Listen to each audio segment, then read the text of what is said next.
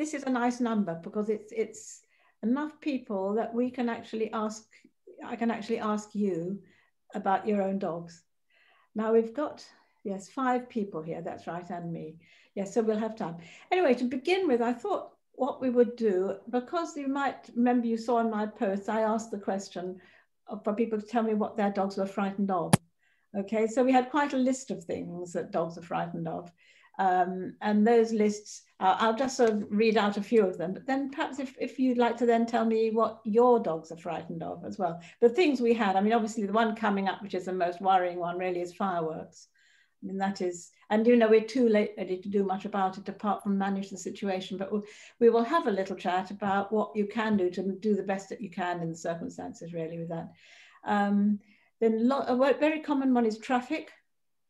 Obviously scared of people, but most particularly men. Under scared dogs are much more likely to be scared of men than women for some reason, and children, but you can understand that because they move quickly and they're noisy. Some dogs won't go out for a walk. They're scared of everything outside. Some others are scared of the dark or the rain. Now that's an interesting one because dogs, thank you. No, there's nobody else. Because dogs' hearing is so very, very good, there is a theory that the rain, because sound carries more when it's wet, that actually rain intensifies the sound. And some of the reason they're frightened might not be what we think. It might just be they don't like the sound. But I mean, it might be so in some cases, not in others. Cars, traveling, traffic, hair dryers, vacuum cleaners, things with motors, people coming to the house. Dogs hate ironing boards, a lot of dogs, and of course all the usual stuff like storms.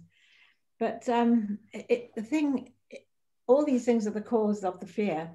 But what people tend to, what bothers them and they try to deal with is actually the symptoms of the fear. You know, what the dog does because it's frightened, you know, it's going to bark, it's going to whatever it does. And so then they think they're dealing with the symptoms. So if, say, the dog is frightened of other dogs and lunging at dogs and things, they're trying to stop the dog lunging. So they're trying to deal with the lunging. Well, actually, the lunging isn't the problem. The lunging is a symptom of the dog being scared of whatever it is. So really, the thing to do is to get to the bottom of what they're scared of and do it that way. Anyway, how about, let's go one at a time, the order that you came in, shall we? Tell me what your, James, tell me what your dog, tell us what your dog, well, tell us first of all a little bit about your dog, you know, what sort it is, what age.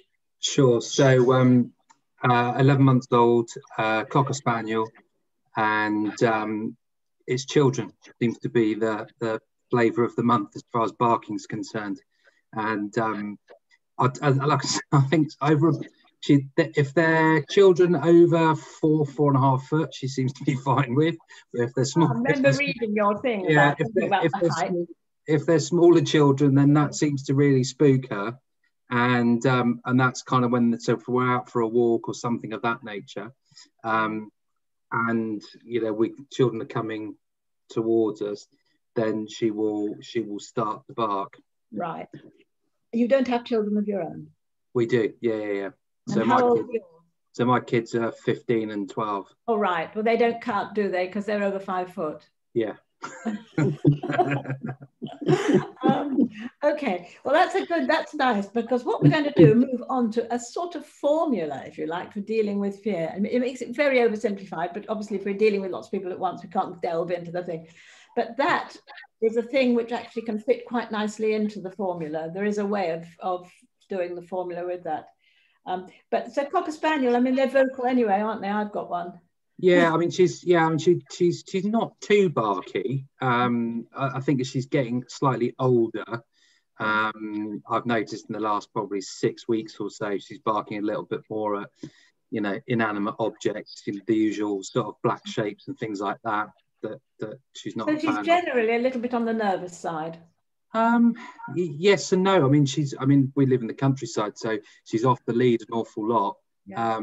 Well, that's got a lot to do with it too, hasn't it? Because when they're trapped on a lead, they can't escape till they want to. Well, so I think that's part of it, and also we were away recently, and we were in a much more urban environment.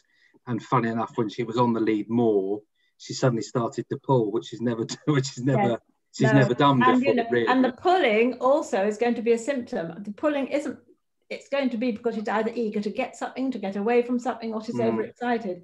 Yeah. So it's the emotion driving the pulling. It's not that she can't walk nicely. No, exactly. And she's not a massively, she's pretty level-headed, as in she's not massively excited. You know, she's quite calm most of the time. Well, yeah, I think I'll swap Cocker Spaniels with you and lend you mine for a while if you want a bit of excitement. I'm keeping my fingers crossed she kind of stays like that, but I doubt it somehow. Oh, I think you're all right by now. I think, Judy, you were next, weren't you? Possibly. Tell us a little bit about your dog and the thing. Yeah, she's a 10-year-old Cocker Spaniel. We were burgled a couple of years ago, and since then she is terrible with loud noises, bangs, that sort of thing. And in the last couple of months, she is very wary and panics when the grandchildren come in. They are twins of two, and she's fine with a 4-year-old, but the two little ones, she's kind of wants to get away from them. Well, they're sort of she wants to breed them. Cannons, aren't they, really? She can't tell where they're going to be next. That's right, yeah. But it's the actual, any little noise, a door banging, anything like that, which I put down. Did that start when you were burgled? Yes, yeah. What an awful shame. It is, because she's a great dog. Yeah, what a shame. That, you know, if I was the sort of thing I do, I mean, always did till COVID, go to people's houses and spend quite a lot of time with them and their dogs and getting to the bottom of it and sorting it. And that is a typical example of the sort of case I'd go to. Yeah. And there are ways. I don't know if you've had help for it, but there are things you can do. And again, there is a formula, which we'll see if we can actually fit some of these things into the formula, which I'm sure you've tried already. Right, Lucy, you were next, weren't you? Oh, you're muted. Sorry, I know, I'm always muted. Okay, so I've got a 9-year-old Border Collie Cross Greyhound, great big black and white job. And his main problem is, I mean, actually, it's not because he doesn't meet anybody anymore because I avoid everything like the plague. But his real fear is old men. And but when I say old men, I kind of mean, you know, the classic old man with a walking stick and I kind of mean like a beige trench coat and a, you know, I don't know, like a hat, that sort of thing. He's got a real problem with that. And sticks, obviously, people holding sticks, he's all right with sticks on the ground and things, but you know, old men and walking sticks. That is a strange thing with sticks, because a lot of dogs are scared of sticks. And they've never had anybody raise a stick to them. Oh, mine has. Obviously, it's a instinctive type of thing, and maybe with the old men thing. I mean, maybe he'd be frightened of me because I'm an old woman. He's not you. He's not you. He thought you were okay. Of course, yes, of course. Sorry, yes. Of course. Lucy Robertson, of course. Yes. Oh, yes. I think perhaps it's how they walk. The men, isn't it? Perhaps it's probably to do with that, but also he's a rescue and he's had a horribly I don't know what's happened. Well, I kind of do because I've deduced it, but you know, he's had a very ropey past, but you know, it's just. Well, that, and so really we've got you left, Jan, haven't we? Did somebody disappear? I'm still here. I do know you, of course I know you, but tell us about the dog and what the fears are. Well, Jess is a bulldog. She'll be 7 soon. As you know, she's been scared of everything from a young puppy that you did suggest was genetic. Yeah. When I take her out, today was a prime example. There was quite a lot of background noise, machinery. She wouldn't walk one way, so we walked the other. And then we got to the corner of the road, and then she just stopped, and she didn't want to go any further. So we turned round and we crossed over the road, and we carried on. And we'd been going a little while, and she wasn't really very happy, but we carried on.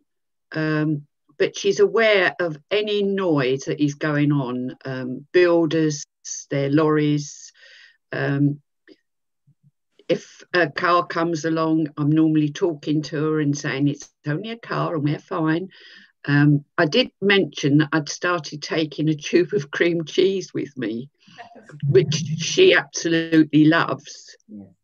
And it would seem that she'll do anything to have some cream cheese. But as you know, with fearful dogs, when she hears a sudden noise, then she starts to pull. And I talk to her all the time we're out. We change direction all the time. And the cream cheese is being sort of quite a good thing to have in my pocket. Actually, it's probably quite good for us to talk about this, because in the sort of formula of how to deal with it, you may be not making maximum benefit of the cream cheese, if you see what I mean. That could be more beneficial. Did somebody disappear? I think they did, didn't they? We had another person, did we? I don't know. Anyway, right, so let's look next at the way that the sort of symptoms of it, okay? So in Jess's case, what she do? Does she bark? Does she pulls? Doesn't she? Does she freeze? Does she try to escape? What does she actually do as a result of the fear? She freezes, and she doesn't want to go any further. Right. So she goes on strike. What does your dog do, James? Well, Bella's will bark as the sort of, usually she's kind of stops, looks, and then it's usually a bark, and then I'll, either with treats, or if she's on the lead, then a bit of a tug and across the other side of the lane or wherever we are. If she's off the lead, she tends to just sort of come within reasonable close proximity, a couple of barks, I'll call her, and then she'll leave it. So I suppose it's kind of, she's more barky when she's almost on the lead than when she's on. She has to be, doesn't she? Yeah. I mean, I think it's, say if you were in a zoo and the lion had got out, and somebody had actually got you on a chain around your neck. Yeah. When that lion gets near you, what you're going to do? You're either going to, well, I think it depends on your personality largely. I think I might freeze, but I think a lot of people might think attack is the best form of defense, really. When she's sort of wary of older people, i.e. not children, then she'll just observe. She won't bark, and she'll either stop, look, listen, observe, make a judgment, and then she'll move on. So no barking in that stage. Okay, that's interesting. Judy, what about you then? What form does the fear take? What does the dog actually do, and what do you do about it? Right, if she's in the house, a door bangs, creaks, whatever, she'll either run in a basket or run to me. She does bark if she's out. If the bird scarer goes off, she'll run to me. But she will bark if there's a lot of noise. She gets very agitated, mouth open, puffing, that sort of thing. So her first thing really is to try to escape. And then if she can't escape, then she turns and tries to drive it away. Yeah. Mm. And what about Lucy? What is the dog's name? I've forgotten. His name's Zach. Sorry? Zach. So tell us really what Zach does in response to being fearful, and what you do about it. So Zach, well, we avoid the situation as much as we possibly can, and I'm very, very adept at avoiding all sorts of situations like that. But when he finds, so he's more of a cowerer. He kind of makes himself very small, gets down, hides behind me, hides. He tends to be on the lead because otherwise he's buggering off, killing things. So we don't, as a rule, permit that these days. Since the rabbit population was, halved. So he's more of a hider. But it's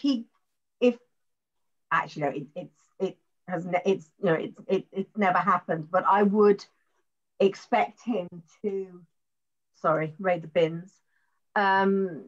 He will be a barker and a lunger. He's quite barky, just at people walking past the front of the house and stuff like that. He's quite let's look at perhaps something useful that we can actually do. The first thing really is that all the responses, it's all about survival, isn't it? I mean, we think how trivial being frightened of a child or something, but you know, we're not the dog. To the dog, it's a very, very real fear, like we might feel of a bomb or a lion or whatever. So, I mean, to the dog, the fear is real. And really, it's all about feeling safe. And the dog has its own way. And what is a bit sad is a lot of puppies start off wrong.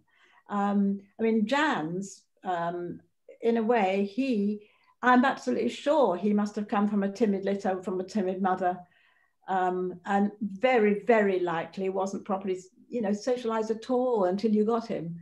And socialized doesn't mean just taking them out to be best friends with everything they see. It actually means very carefully habituate and introduce them to each thing, making absolutely sure that you don't scare the puppy. So you have your puppy of 8 weeks, 10 weeks old, but long before its injections, really needs to start encountering things, but at a level that it can cope. Because so much of the damage is done back then when people think, well, I'm going to socialize my puppy, I'm going to expose it to all these things at a level that the puppy can't cope with. So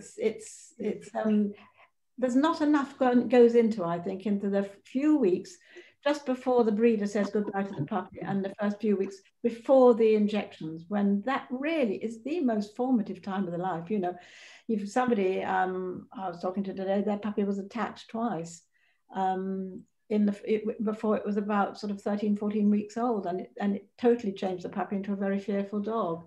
You know, but really the owner it's much better that dog never saw other dogs rather than got attacked. I think people try too hard with the socializing for the sake of just getting exposed to all these things. So it's a very careful thing, really. It's like there's lots of things, but the thing which people don't tend to take into consideration is the importance of either the distance or the intensity of the thing. I mean, what you said, Lucy, about you avoid altogether, which is good if you want a quiet life, but avoiding altogether won't actually change how the dog feels about that thing. Okay, so I mean, if you can avoid altogether and it suits you, that's absolutely fine. But what you really want to do to change it is, I would say with each of you, is to start with just one thing, if you like, and let's see if you can change how the dog feels about that thing. But you have to do it using either intensity or distance. For instance, if it was bangs, it would have to start off with very distant, very quiet bangs. It has to be at a level that the dog can stand it. That's where you start. And whatever it is, and that with children at a distance, so that this is, I'm going to bore you with, people who've seen me before will be bored with this, but I'm going to do it again. It's my train analogy, okay? If you imagine the only place you can take your dog for a walk is a big field with a railway line at the end of it. Now your dog is absolutely terrified of trains. Now I say trains because they're very useful. They stay on the track. They don't come running off towards you. There they are. That's where they are. And they come as a surprise. They're not sort of constant. Okay. But because the field is really big, there is going to be a distance from those trains where the dog is going to be able to see them and hear them, actually feel safe. Okay. There will be one. That's somewhere there will be. Now, in this particular scenario, if you went to that field every day and you never push the dog over threshold, so you never put him any closer than where he's comfortable, bit by bit, he'd slowly get nearer, but he wouldn't get very near probably. It would take you a long time. And that is systematic desensitization, okay? Keeping at a distance or intensity that the dog can cope with and exposing him a lot at that distance. Now, if when the train comes past, chicken rains from the sky, doesn't matter what the dog's doing, it's nothing to do with the dog, it's to do with the train. The train triggers chicken. Train goes, no chicken. Train, another train, chicken. Now he's going to start from a safe distance associating the train with chicken. So he will quite soon be quite near there waiting for the next train to get some chicken. Now, the other element to this is, which we do a thing called flooding. We say, right, my dog's going to get used to it. If I expose him enough and I push him close to the thing, so basically up near the train, I'm going to hold you tight, you're going to put up with it, and you're going to get used to it in the end. Well, in most cases, that's going to send it back even worse, or the dog's going to shut down, or it's going to be really miserable. But that's actually what we do in a minor way. We expose the dog to the things it's scared of at too great an intensity before it's ready. And sometimes you have to. I mean, you might say, look, I don't have a car and I live on a busy road and my dog's terrified of traffic. So what do you do? I mean, the actual science of the desensitizing is that you do not go nearer than the dog can cope with, and then you do good things. But of course, if you live, that's going to be very, very difficult. I mean, how do you do it? I don't know. I don't know how you do that. You have to get a taxi, but you still got to get to the car.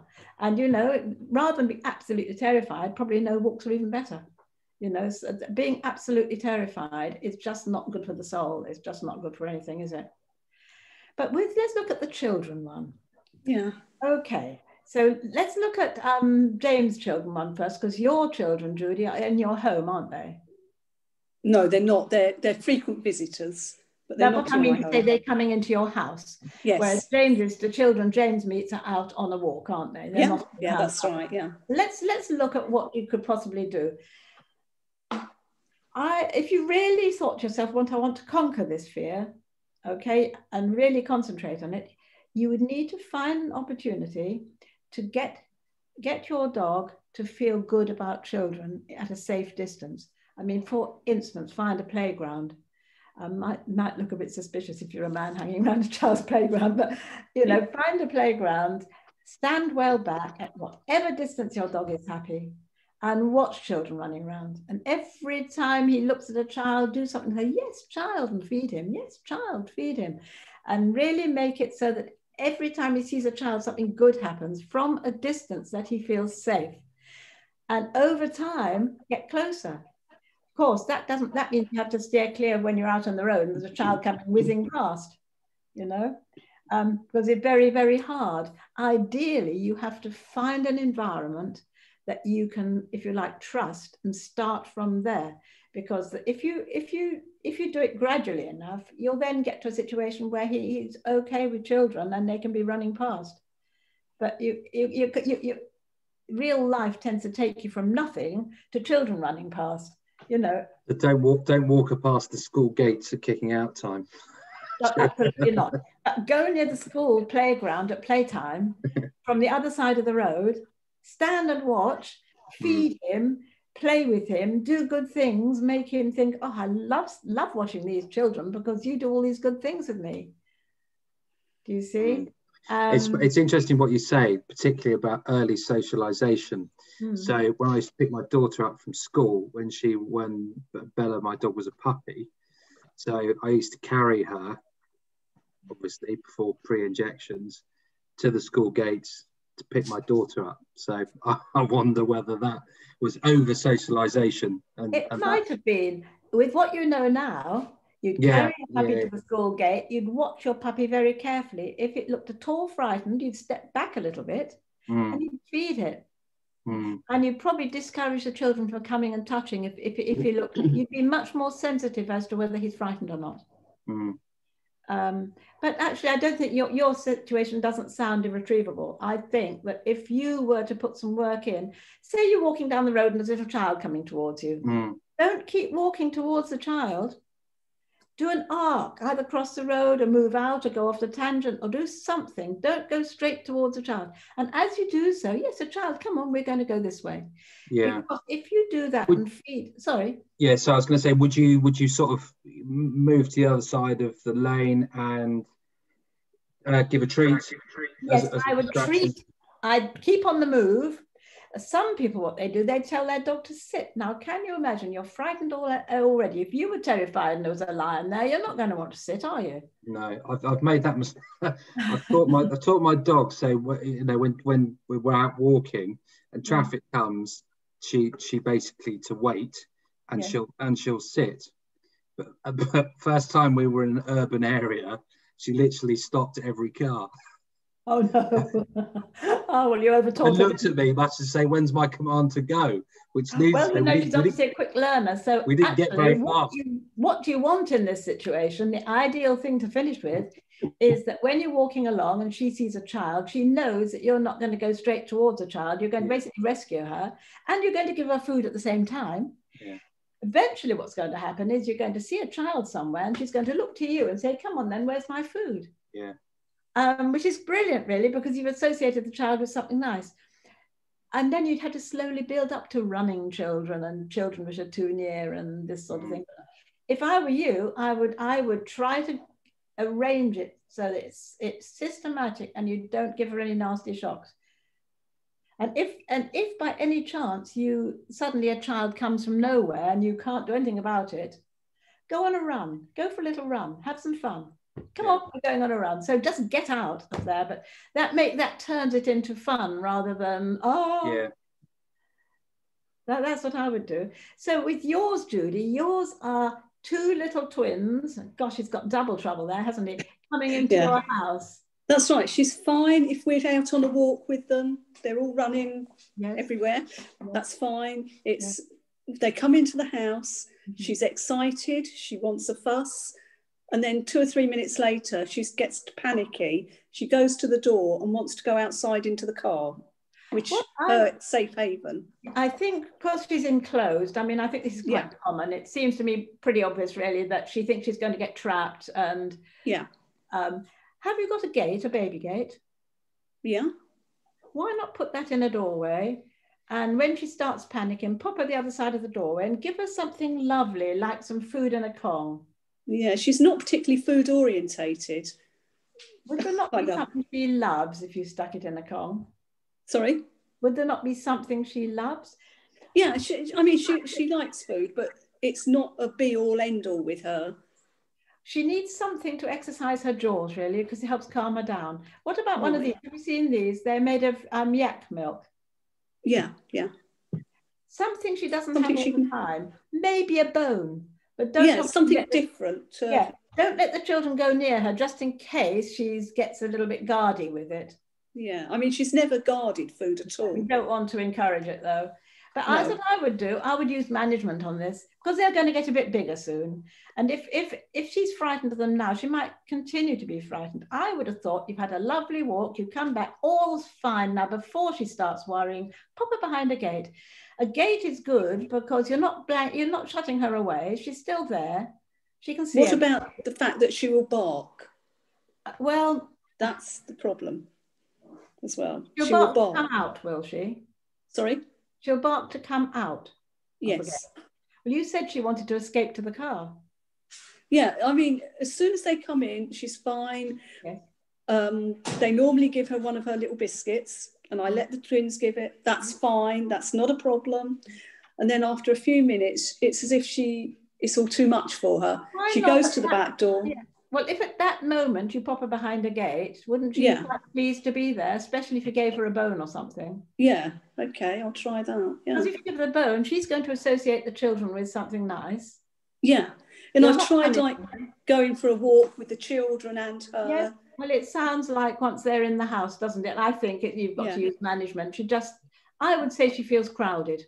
Yeah, I mean, she never used to be. No. Well, if you can just manage it for a year or two, then they'll be bigger and it'll all stop. That's right. I mean, the 4-year-old, she's fine. The 4-year-old comes in, she sits on the floor and they have a cuddle, end of story. They both go their own separate ways and play. Yeah. But it's the 2-year-olds toddling around are a little bit, unpredictable. 2 of them's a bit. Why not? Just as soon as you can see that she's beginning to get worried, come on then, in the kitchen, behind the gate, have a nice bone. Right, yeah. Try something that works. It might calm her down enough that she can actually come out again later.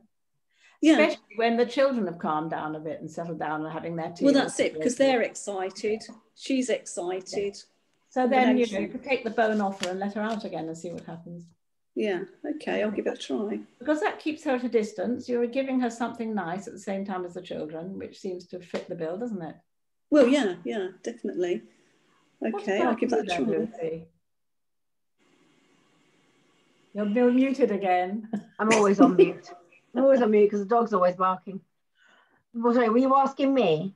Yes. What were you I asking can't me? remember. Oh yes. What exactly does the dog do, and what do you do about it? So he tends to, he'll sort of cower, he'll shy away if there's a stick. Oh yes, primarily. I jumped ahead. I remember now, we've done all that. Yeah. What we want now is to pick one of the things that happens and see what you could do if you wanted to change it. Yeah. So think of one thing that you know he's frightened of. Sticks. Big people holding with a stick. Okay. People holding a stick, basically, People whether it's a holding a walking stick or an anything. And is he frightened of old men who don't have sticks? Yes, just frightened of old men. Okay. I would say that for the point of this mental exercise, let's pick old men or sticks. I think old men actually probably treat very similar way to James and the children, except I don't think you could find a playground full of them. But you know, you'd have to go searching for old men, I think. Well, I don't know, a nursing home, a residential home, you know. Well, there you go, yeah. Absolutely. But you could exactly. Exactly. I'm not sure they'd want to be eaten. What if you see the old man and you go further away and you watch him from a distance and you are encouraging? I mean, say it's absolutely vitally important that he got to love sticks. Okay. Yeah. And you couldn't avoid them. I don't know. I can't think why he might, but so you have to start with an intensity that he can cope with. So in the case of a stick, it would probably be a stick lying flat on the ground, a small stick. He's fine with them when they're lying on the ground. He's fine. It's when they're attached to a person. No, I know that. Oh, sorry. I'm saying you have to find the intensity that he can cope with and build up to it. So you couldn't suddenly start with the person holding a stick. No. You'd start with the stick alone, probably on the ground and not a very big one. Then you'd probably get a bigger one, leaving it on the ground. Then you put food all the way around it. You make sure it's absolutely happy with this. You play games of tug and all sorts of stuff around the stick. Then what you perhaps would do is just hold the stick, not lift it up, just hold it a little bit and carry on doing nice things. You know, and so he's really happy. You don't go any further until that's all right. Then maybe very slowly start putting it vertical and see what he does. If he's at all unhappy, put it slowly down again and just build him up to you in a place he feels safe anyway, like in his house, just holding a stick. You know, I mean, that would be a great breakthrough. Then you know, you just take it slowly as you know, then the thing to do would be to start walking around with it slowly, wouldn't it? And as he's looking at it and walking around it, keep dropping food around it and make the stick game something he really loves. And you could, if you really wanted to get him over a sphere of sticks, that's the sort of thing I would do.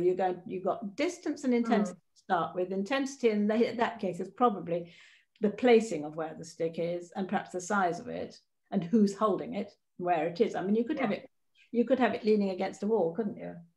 And then he needs to have plenty of exposure. It's a bit like especially with James's dog and the children, you need lots of exposure, but at the distance, you know, the more exposure you get, the better, as long as it's not over threshold. Yeah. And then you start adding the good stuff. And then you've got to be ready, of course, if you know this trigger stacking thing, if things happen in life and one thing happens and another, and you know, with your little grandchildren, the walk, the dog's had the walk, he's got excited, he's got more and more excited, more, and it's trigger stacking is up, and then he gets there to the stage where he can't handle it anymore. So a lot of it is about keeping the arousal levels from getting too high. So with the stick episode, if already the dog's arousal levels are quite high, you wouldn't get nearly so far with the stick work. You might have to backtrack and go back to say something had happened. Say, James, you'd gone for a walk and children had started whizzing past on scooters and the rest of it, absolutely, totally terrified your dog. Now that adrenaline and stuff in his system is going to actually last there for quite a few hours. So really the fallout could well come later. You could then find other things you wanted to do later in the day are more difficult because the dog is still high from that. You know, so yeah. Right, let's have a little look at Jess, Jan. I know there's so many things. Can you think of one thing? But I think it's a whole of life upsets him, and you know, it's very difficult, isn't it? It is difficult, yes. But there are things, I mean, I've learned over the years through you that things that she doesn't like in the house, if we change a light, she won't walk under it. Yes. Is to throw nice treats down, and she'll eventually get nearer and nearer, and then she just won't notice it anymore. Yeah, yeah. But the main thing, I think, where we live at the moment is that there's so many different housing estates being built, and she's only got to see those orange lights and the beep, beep, beep, and she's not happy, even if we're not really near to there. And I think this is when I started with the cream cheese, because I thought, Yes. if I can get her interested in something else. And saying about sitting. That's what I was thinking of before when you were saying cream cheese. If you can use it to associate the lights with you protecting her, if you like, and giving her cream cheese, so she sees the flashing light, which means cream cheese. Yes, yes. That is what you want. What you don't want is to distract her, basically, so that she doesn't notice the lights. Because if you give her cream cheese and she doesn't notice the lights, you're not altering how she feels about the lights. So avoiding no, them. No. That's right. Yes. Like her to say, look, there's a light. Have some cream cheese. It's like the refuge collectors. She's always been scared of them. And I think that's quite a normal thing with dogs. It's the noise and the lights. But they get over it usually quite quickly, don't they? Have you talked to the vet about any medication for her? No, I haven't. No, I haven't. I mean, I know she's very nervous. The fact she can't cope with anything. There's something they're advertising quite heavily at the moment, isn't there? K something 9. Oh, it's that you spread it, the licking, to help. You spread it onto a board or something, and they lick at it. It's a powder. Oh, right, yeah. Yeah, there's things like that. And what about pet remedy plug-in things? Or have you tried Adaptil? Yes, we have. Yes. I mean, we started using those a long time ago with for fireworks. She tends to sort of hide. She never barks. She doesn't bark at it. She just hides. She's unsettled.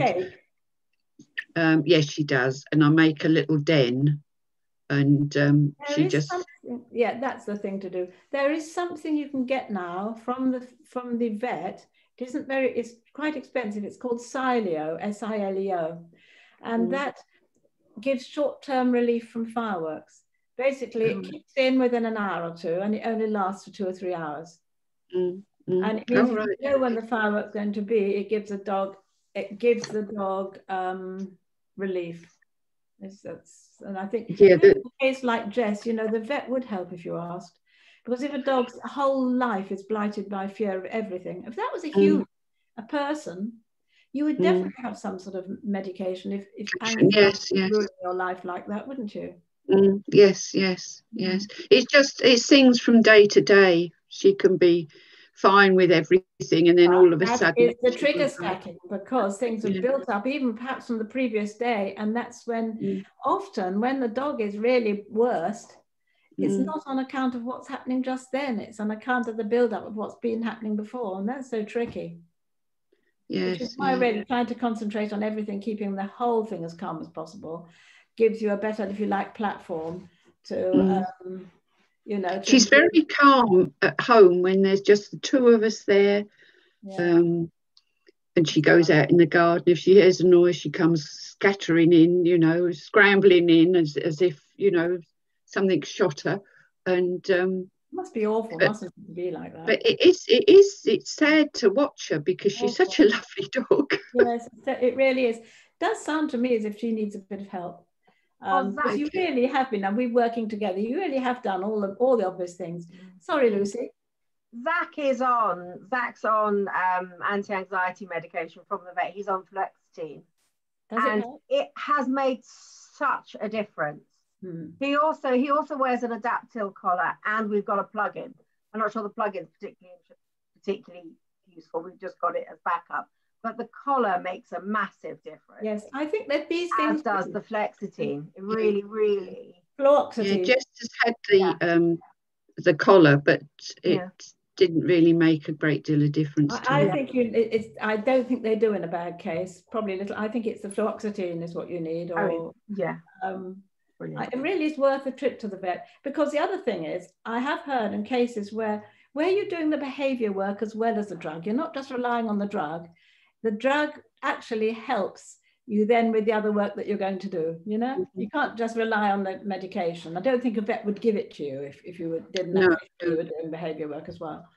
But then after that dog's been on that for a while, they're quite, just like with humans when they can wean them off anxiety meds, they can be weaned off gradually, and you may find that afterwards some of the fear, if you like, is almost like a learned habit, because it happens all the time. And if she can go long enough without doing it, then you might find that you could wean her off it. Yes. I will to have a word with your vet. Yes, I will definitely. Who is your vet? The Cromwell Vets. Right. Okay. Yes. I would think they wouldn't they? Yeah. We do. I mean, we spend quite, because of her allergies as well. So she's on quite a lot of various different things. And as you know, she had to have her tail amputated as well. And she's really been through the mill. But she's such a lovely dog. Have you had I wouldn't be with her. I might have asked you, but have you had contact with any of her siblings at all? No, none at all. Would it be interesting to know what it was a big litter. It was a big litter, and I think she was the only one that they sold, which was quite, thinking about it afterwards, was quite strange. You wouldn't want to keep them all, but yeah, something funny about that, isn't there? Are there any other things that we can sort of unpick? Have you got anything else besides the fear of children, James? No, not really. I say just the things that like objects that are sort of dark objects, because they see in black and white. So like Cocker Spaniels don't like huskies and things like that. So but she goes to doggy daycare twice a week, just in the mornings, and there's a husky there. But now apparently we're over that fear, and they're good mates. so that's not a problem. So it's just the obvious things like I think sometimes if she catches a smell also as well of other animals, then sometimes she can bark at the wind if she picks up a certain she's a Cocker Spaniel. I mean, you're not going to have a quiet cocker, are you? No, exactly. So that, but otherwise, no. I think if I've left a black bag full of leaves in the garden and I haven't taken it away or whatever, and she comes around the corner and comes across it, then she'll start barking at that. Because it's not usually there or things like that. But otherwise, she's not sort of too barky. As I say, it's just the children thing, and as I say, just pulling on the lead at the moment when we are out. But then I think that's partly again my fault, because I did, when she was younger, had her on a flexi lead rather than just that encourages pulling. A short lead, and that was a big mistake. So what I would do with that though is do quite a bit of walking with her, say around the house and garden, where she's got no emotions. She's not worried, she's not scared, she's not eager. Just to get the techniques nice. Walk around like you're drunk. And really encouraging. Have a nice longish loose lead, and if she walks away from you, that's fine. Just wait for her. She'll come back. See, what's annoying, around the garden, she'll off the lead, almost walk to heel. That's it. Lovely. Go put the lead on her. She's off. But would she be if she's still in the garden? If you walk around with no lead and then just pop it on and keep walking around the garden, you probably find she walks quite nicely. Yeah. No, I'll try that. Yeah, it's the sort of fearfulness. She feels trapped, doesn't she? Yeah. But yeah, no, otherwise, as I say, it's just the small children thing. That's just the thing. See if you can find a way. See if you can find a way to increase distance and to give her something good happening, probably food. She's find a way, and let us know if after a few weeks if you notice a difference. I'm sure you will notice a difference. Yeah. Well, she's very food driven, so you know, that she can Well, associate. another little trick would be if there's something like chicken or cheese and you don't give it to her any other time apart from when she sees a child, you're going to make children associate it even more like that. Yeah, no, that's a good one. And with yours, Judy, I would say that you've got it all really quite well organized up until the little children have been in the house for a few minutes and the whole excitement has built up too much in the dog. And now she's also beginning to feel a bit wary. I'm sure that's the moment you need to save her, really. Come on, come on. And if putting her behind a gate is much better than shutting a door on her. Yeah, well, she actually asks to go, she goes to the door. Yes. If you open the door, she runs to the car and asks to get in the car. Yes. Because I think that is her safety zone at the moment. But it would be quite good. A gate would be better insofar as she would be safe. She'd learn, but she wouldn't be like running away from the whole situation. That's right. But you could, I think if you taught a little bit sooner before she was that, you want to get it when she's just beginning to get a bit worked up, but before she gets frantic. Yeah, no, she doesn't, you know, I do, before she gets frantic, she goes to the door. That is her, it's all happening too fast, I've got to move. Right. That is her way of telling me, I think. And try a gate instead of pushing her out in the car. Yeah. Try a gate. Because it'd be good if she could still see everybody and they could see her, but she was safe. But also, if she had something she loves, so have a marrow bone or something, a raw bone in the perhaps these chew sticks. She loves chew sticks. Something she loves, whatever it is. Yeah, and then she can chew and hopefully. Absolutely, and chewing helps to keep her calm and happy. Right, I'll give that a try. Yeah, because I mean, she was never like that when there was one child. Well, you can imagine the different two is a little bit overpowering for her. Yeah, and I suppose with the COVID situation, she hadn't seen them for a while. No, of course. And they're quite mobile, aren't they, little toddlers? Oh, they're into everything. Yeah. So that's, you know, obviously I wouldn't want her to snap at them because she's such a... things are really because the dog doesn't feel safe. Yeah. At the end of the day, she might snap. She probably would snap if all her warnings went unheeded. Yeah, that's why I really... snap. Yeah. You know, and she's such a docile, laid-back, normally dog that, hey... You just got to take it stage by stage with her at the moment. Well, I think just experiment. I think with all of us, really, we find one thing to work on.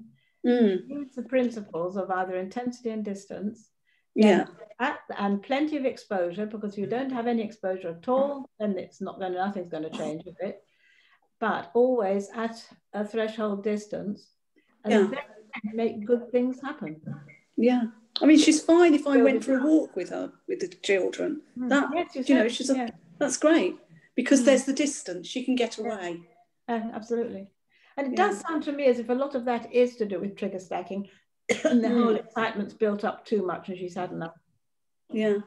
Possibly if you went to home before you went for the walk, she might actually have a bit more stamina and last for a bit longer. I mean, no, it's the same. If she hasn't been out, they come into our house. It's 5 minutes, pure, you know, excited, waggy tail, upside down, you know what dogs are like. Oh God, I've had enough of this now. And then all of a sudden it's as if I've got to get away. It's getting too much. Yeah. Oh, good for her, really. And you let her get away, that's the thing. Yeah, I wouldn't encourage her to stay. I think that's going to right itself, isn't it, if you don't push it? Yeah, no, thank you. I hope so. It sounds like it. It does, yeah. I think if it went the wrong way, you need to get a little bit of help. Because some of these things you can't really do on your own. You need an objective view. No. I mean, it's been quite helpful talking to you because obviously you just want to know if you're doing the right thing and what to do. And that's, I think it's a very good formula. If you bear in mind the formula, if you can possibly do it, always work from the distance or intensity that the dog can cope with. Yeah. Avoiding altogether does not get you anywhere. No, that's why. The difficulty is finding that distance or intensity. I mean, some places you live and the places you have to walk sometimes make it absolutely virtually impossible. But if you can't do it, then it's not going to work, you know. And so somehow you have to find a way. Yeah. And I say to people sometimes that I go to, you know, they live in a busy road and they need to meet and see dogs, occasional dogs, like in a park, with a distance they can deal with and work on it. And but they got to walk to the park and they got all this. Well, you know, if you want to improve this, you're going to have to go by car. Yeah. So now you're going to have to find the right places to walk and build up to walking down the road.